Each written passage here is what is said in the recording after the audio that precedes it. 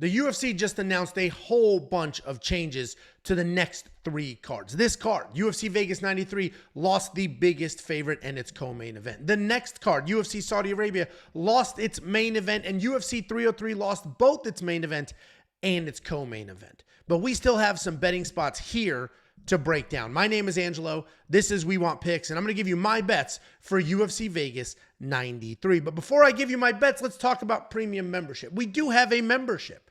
It's only $10 for an entire month. Just go to WeWantPicks.com and click Become a Member. And that $10 will unlock anything you could have ever wanted or needed heading into a fight week. One of those things is our safety parlay. This is a single bet, and it is safe. Hence the name Safety Parlay. So safe, in fact, that it hits at a almost 70% event clip. The ROI is astronomical, and the Safety Parlay continues to be successful and continues to be stable in what is typically a very unstable sport. But premium membership is more than just some bets. You're also going to get tools, insight, information. One of those tools is the line movement tracker. This is going to give you the opening odds, the current odds, the win probability, and the line movement for every fighter on every single card. You're also going to get data, detailed data, metrics, and analytics, 38 columns of information that you can use.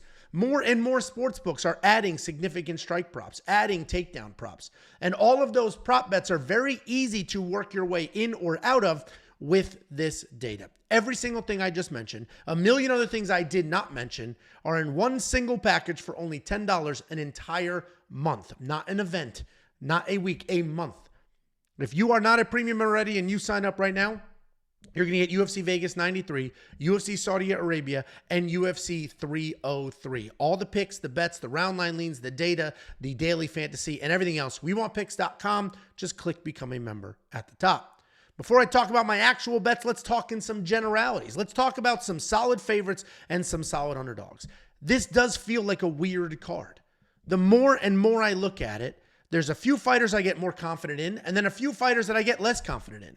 A bunch of outcomes that I could see going in multiple directions. But if I'm looking at favorites that I am pretty sure are going to win, there's a couple of big ones in Nate Maness and Asu Almabayev, and then a couple of middle-of-the-road, decent value ones in Tagir Ulanbekov and Josefine Knutsson. Nate Maness, frankly, his opponent sucks. Jimmy Flick sucks. He's not UFC level. He's just a grappler. There's no other skills there. He's atrocious. And if Nate Maness just avoids being on the ground with a slick grappler, he will dominate this fight. He will win this fight. Nate Maness makes a lot of sense. Tagir Ulanbekov, this is somebody that I've gotten more confident in as the week has gone on. I started with, Tagir should win the nonstop wrestling, the takedown attempts. He should be able to get Josh Van down, and Josh Van just hasn't dealt with this good of a wrestler yet. And the more I look at it, it's like, yeah, he definitely hasn't dealt. Yeah, dude, Tagir's nonstop. Tagir's never going to... Tagir. I am now pretty confident in Tagir Ulanbekov to get this done. I have a bet on him, and I will show you that in a minute. Then Asu Almabayev. Listen, the reality is, if Jose Johnson even makes weight, I don't know how you're 6 feet tall, 125 pounds. If Jose Johnson even makes weight, Asu Almabayev is just going to take him down as many times as he wants to with relative ease. Once he's on the ground, he may snatch something up and submit him or just continue to take him down over and over again. And then Josefine Knutsson. This is heads up with Jacob's Lock of the Week. And I understand Jacob's Lock of the Week. I think Josefine Knutsson is going to be in a much harder fight than people think. But the reason she's on this list is there's a very clear path for her. I think as long as she wrestles, she's good to go. And that's a shocking thing to say because Josefine Knutsson's a very good striker, probably the more technical striker in that matchup, but her opponent has very big power, is impossible to get out, and will just stay there bombing away. So I think Josefine Knutsson, if she engages in a firefight and engages in a striking match, could have a very long night and could potentially lose this fight. But if she abandons that and starts to wrestle, I think she dominates. I think the gap on the ground is much wider than the gap on the feet, and I think Josefine Knutsson will go to the wrestling as we have seen her do in previous fights. If we're looking at underdogs, a lot of good underdogs on this card. Shayilan Nuerdanbieke, plus 163. The reality is he is a big, strong, jacked-ish kind of wrestler. And I think if Costa engages in the grappling, which his dumbass tends to do, Shayilan's going to rush the positions and get those takedowns. Costa is going to be the much better striker. But Costa doesn't always strike. He engages in grappling. He holds you against the cage, tries to get his own takedowns. And all that's going to do is give Shayilan the ability to reverse the positions, get his own takedowns. I think Shayilan's looking pretty good at plus 163. Adam Fugit at basically even money, plus 100 as the underdog. My only real concern for him is that he's been out for a year. Other than that, his opponent got popped by USADA a couple of years ago, has never looked the same. Adam Fugit can get the takedowns. He can control from there. We've seen his opponent get taken down. And yes, Josh Quinlan is tough. He's durable. He's shown us that he can be a bit of a man and grit out some fights. Didn't win them, but gritted them out.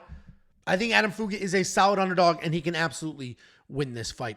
Then we have Douglas Silva de Andrade. He opened as a favorite. He was the favorite in this fight up until about 2 days ago. And then all of a sudden that line flipped and Miles Johns is the favorite. I picked Miles Johns. I picked Miles Johns while he was an underdog because I just felt like he's a little younger, a little faster, and he could absolutely win this fight. He's the more well-rounded guy. But Douglas Silva de Andrade is a very good underdog. He's a little older, and that's my concern, but the guy is insanely durable. He's got decent power. He can fight for the full 15 minutes, unlike Miles Johns, who tends to get tired. I think if you are on the Miles Johns side, you're going to be sweating that bet. You're going to be nervous. He does tend to slow down. And if he's going to rely on takedowns in the third round to try to squeak something out, and Douglas Silva de Andrade is still there, still fresh, standing, he's hard to take down. He's impossible to put away. This is going to be a full 15-minute fight. I think Douglas is a decent underdog.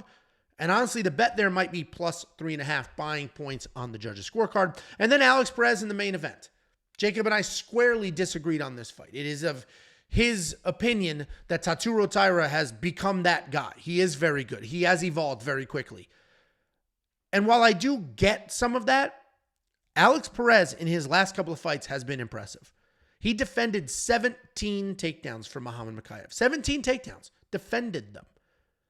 And I think we can all agree Muhammad Mokaev has much better offensive wrestling takedowns than Taira Taira does. When it actually gets on the ground, it's a different story. Taira Taira is a better striker than Muhammad. Taira Taira is a better grappler than Muhammad, but not a better wrestler. And if Taira Taira cannot get this fight to the ground, he's not going to win a striking match against Alex Perez. I think Alex Perez can absolutely win this fight. I think the plus 175 odds look pretty good, considering he just knocked his last opponent out cold, considering he has an incredible amount of high-level experience, considering that he defended 17 takedowns from Muhammad Mokaev. And before you say, yeah, but he's been submitted before. He's been submitted 2 times in the UFC. 1 time was submitted by the current UFC champion, okay? He was submitted by the current flyweight champion of the world. Fair enough. The other time, he shot a takedown and got sucked up into a guillotine. He's not going to be shooting a takedown here. I think he's going to chop Taira Taira's legs up, slow him down, and then work from there. Either way, I think Alex Perez is a decent underdog. The bet openly odds are right here, and you can see you're going to get better odds there than you will at a sports book. Let's look at my actual bets. Light work for Big Papa Bo. I mean, that's what they call me, by the way. They run around, hey, Big Papa Bo. Oh, Big Papa Bo, sign my tits. Big Papa. Anyway, only 2.5 units on the board, and 1 unit of that is the safety parlay. But if you look at the bets, I've got a good amount of exposure here. I have another bet on the next slide, but I have a good amount of exposure here to the fights.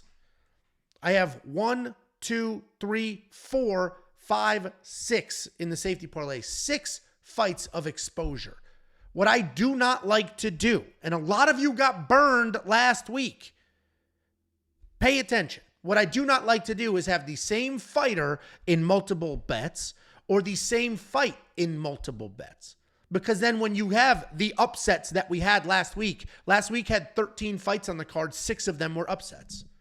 When you have that amount of chaos, if you will, you are now getting burned on multiple bets instead of 1. So while I do only have 4 bets, I have exposure to 6 fights, half the fights on this card.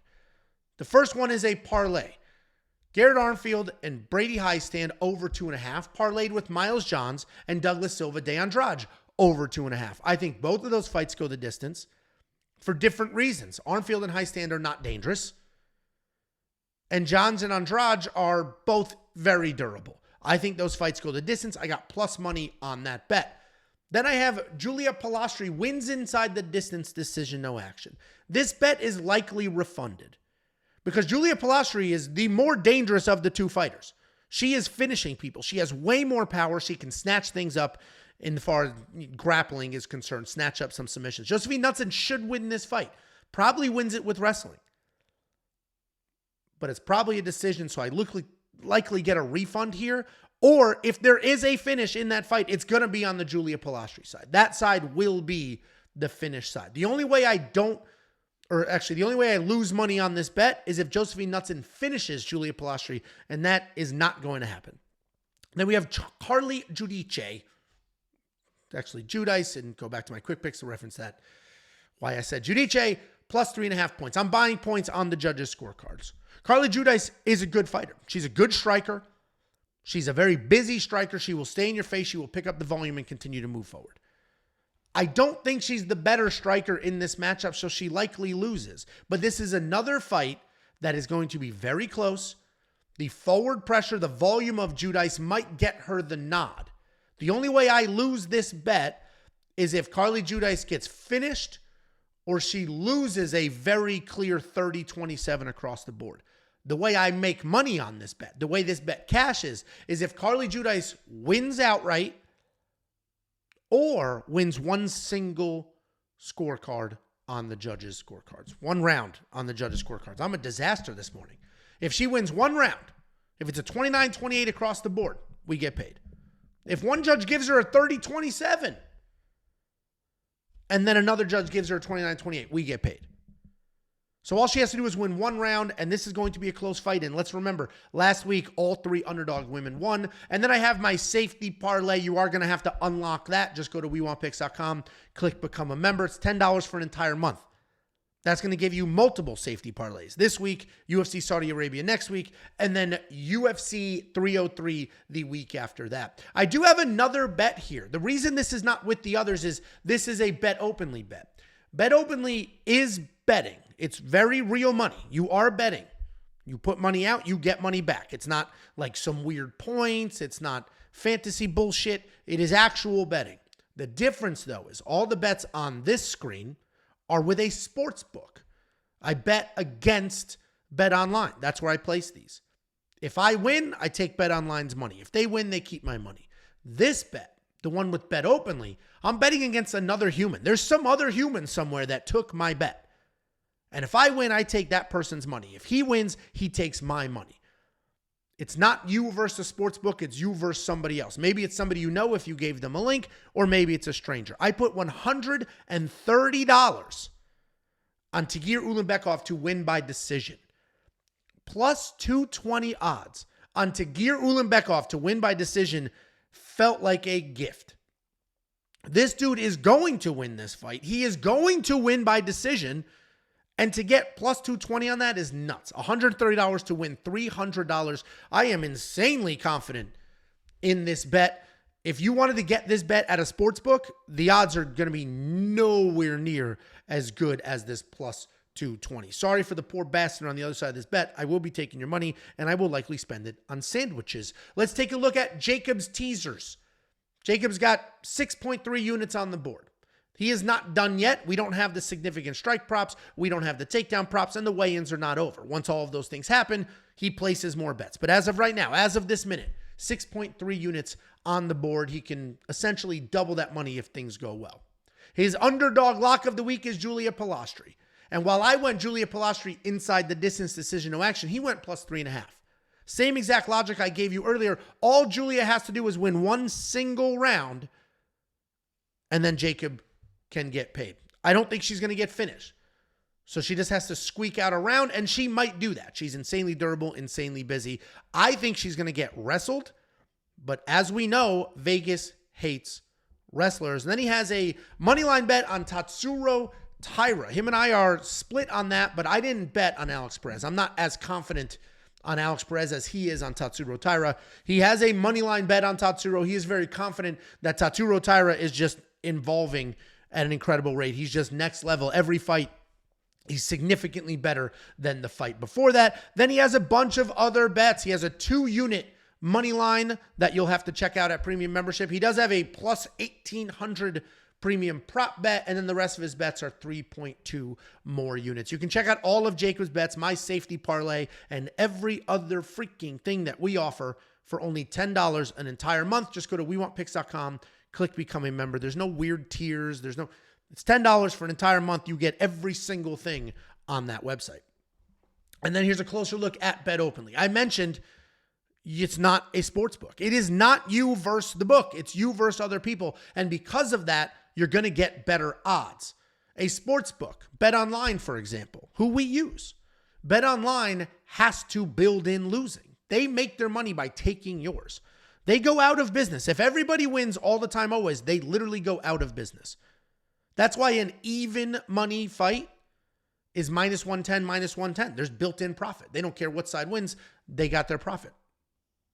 But if we look at Bet Openly, they don't care who wins or loses. It's you versus me. It's me versus a stranger. And they take you 1% to process the fees. And that's what this 1% juice is here. If you want to try to take my money, I have my safety parlay up there right now, and you can bet the other side. The way betting against the parlay works is if one leg of my parlay loses, you get paid. Jacob has a lock of the week. His lock of the week bet is up there. And if you bet on Josefine Knutsson and she wins, you take Jacob's actual money. They added those UFC finish prop bets, which you saw earlier with my Tagir by decision plus 220 bet. You can check them out. Just go to betopenly.com or wewantpicks.com/betopenly. And guys, if you want $50, we will send you $50. It's affiliate marketing. So if you go to wewantpicks.com/bets, if you use our link to sign up with any one of those partners and then you make a deposit, they're going to pay me. And then I'm going to slice off $50 and I'm going to give it right back to you. wewantpicks.com/bets. Sign up, make a deposit. We'll send you $50.